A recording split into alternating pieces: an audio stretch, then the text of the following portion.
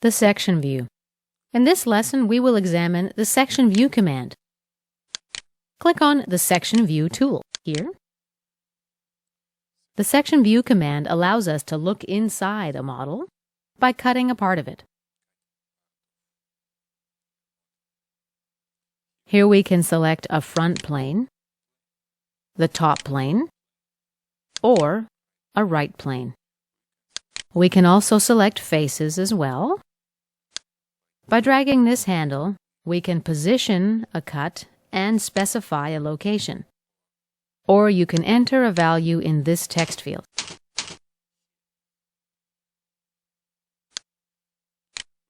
We change the plane angle in this drop-down menu, and we can have a section view from more than one point. Let's activate this. Click on this face.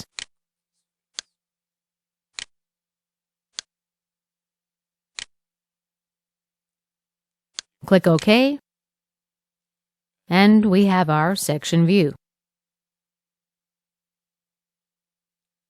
This is only a visual representation.